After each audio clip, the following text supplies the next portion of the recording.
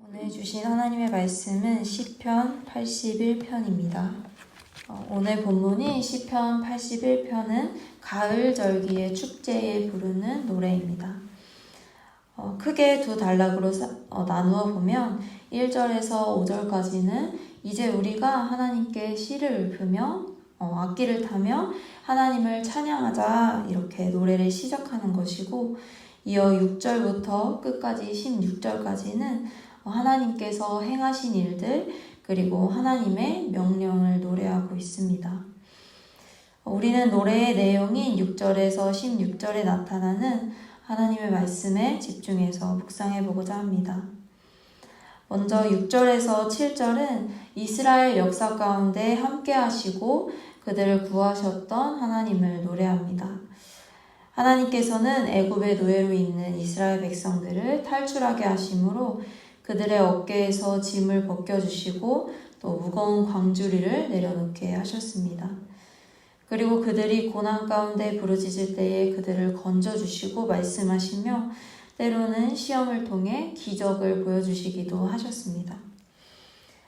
그리고 이어서 이렇게 은혜를 베푸신 하나님께서는 이스라엘 백성들에게 경고하시며 명령을 하십니다. 그 내용이 8절에서 9절인데요. 내 백성아 들어라, 내가 너에게 경고하겠다. 이스라엘아, 나는 내가 내 말을 듣기를 바란다. 너희 가운데 다른 신을 두지 말며 이방 신에게 절하지 말아라.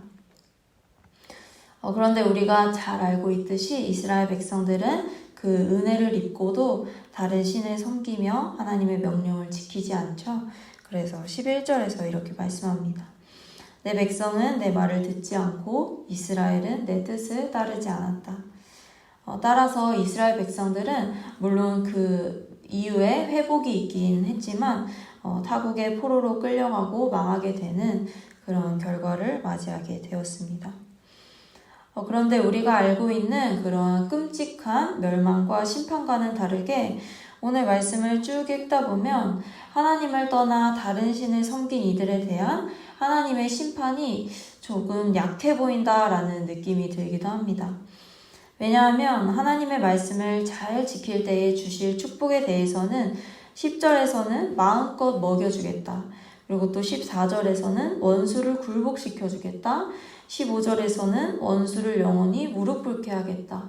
16절에서는 기름진 곡식으로 배부르게 해주겠다라며 다양한 축복의 말씀들을 해주고 계시지만 그들이 하나님의 명령을 지키지 않았을 때의 심판에 대해서는 12절 한 절로만 말씀하고 있기 때문입니다. 그리고 12절의 내용을 읽어봤을 때도 하나님께서 적극적으로 망하게 하겠다 혹은 불태우겠다 이런 무서운 말들이 아닌 그들을 그 고집대로 그냥 내버려 두겠다라고 말씀하고 있기 때문입니다. 즉 하나님께서는 내가 너희를 치고 멸망하고 심판하겠어 이렇게 말씀하시기보다 그냥 너희를 그대로 두겠다. 너희의 고집대로 너희가 원하는 대로 그대로 두겠다라고 말씀하고 계시는 것이죠. 그렇다면 하나님께서 사람을 그 고집대로 둔다는 것은 무슨 의미일까요? 하나님께서 하나님을 떠난 사람을 그 고집 그대로 그들이 원하는 대로 두신다는 것은 하나님 없는 사람의 원래 모습 그대로 두시겠다는 것이죠. 그러면 하나님 없는 사람의 본래의 모습은 어떠한가? 원전은 바로 제약되고 비참한 모습입니다. 하나님 없는 인간은 의로울 수도 거룩할 수도 없는 존재이며 죄의 비참함 가운데 있다가 결국은 죽을 수밖에 없는 존재이죠. 따라서 하나님께서 그대로 가만히 두신다는 것은 불로 태우겠다, 피를 흘리겠다 이런 말들보다 어쩌면 더욱 두려운 말일지도 모르겠습니다. 그리고 또 하나님을 떠나 하나님께서 그 고집대로 그대로 둔 인간의 모습은 공허한 존재입니다. 이스라엘 백성들은 자기들을 풍요롭게 채우기 위해 다른 신들을 찾아 헤맸지만 결국 그 어떤 것으로도 채워지지 않았죠. 반면 하나님께서는 오늘 10절에서 내 입을 크게 벌려라. 내가 마음껏 먹여주겠다. 라고 그 채움을 말씀하십니다. 따라서 하나님을 떠난 인간이란 존재는 제 아무리 지식으로 또는 물질로 또 사람으로 위로와 풍요를 채우려고 해도 절대 완전히 채워질 수 없는 공허한 존재일 뿐입니다. 따라서 이렇게 12절에서 하나님께서 너희를 고집 그대로 두겠다, 너희가 원하는 대로 두겠다 하시는 이 말씀은 적극적으로 다른 부분에서 심판을 하시겠다라는 말씀과 같이 굉장히 비참하고 또 두려운 말씀인 것입니다. 그런데 놀라운 것은 이렇게 하나님을 떠난 자를 그 고집대로 버려두시는 하나님에게서 우리는 동시에 하나님의 자비하심 또한 발견하게 됩니다. 먼저 12절에서 그들을 고집대로 두시겠다는 것은 한편으로 하나님께서 자기 백성들에게 지금 당장 내릴 그 심판을 유예하고 돌아올 기회를 주시는 것이기도 하기 때문입니다. 왜냐하면 하나님을 떠난 이들을 바로 멸망하게 하지 않으시고 그들이 말을 듣기만 하면, 그들이 하나님께서 가라는 길로 돌이키기만 하면 그 후에 많은 축복을 주시겠다 하시며 그 축복들을 예비해 두고 계시기 때문입니다. 또한 12절뿐만 아니라 오늘 본문에서 지키지 않을 때의 두려운 결과보다 지킬 때의 풍성한 축복을 더 많이 보여주고 있음을 통해서도 우리는 하나님의 자비를 묵상할 수 있습니다.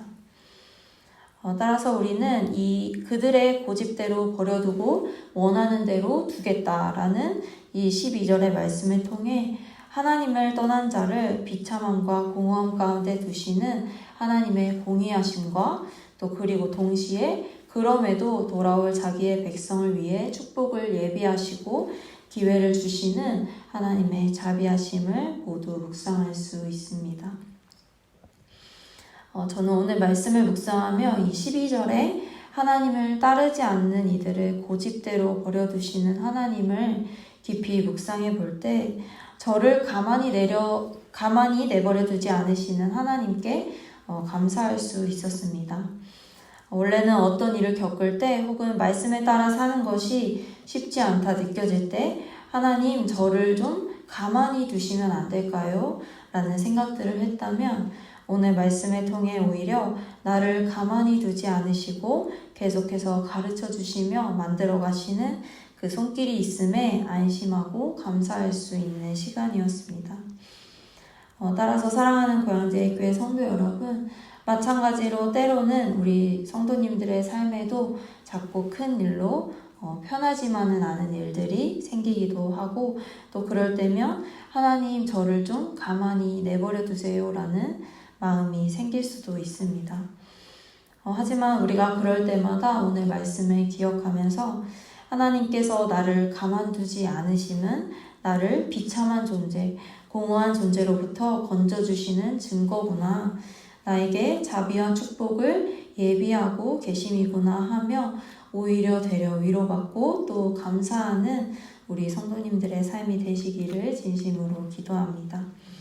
기도하겠습니다.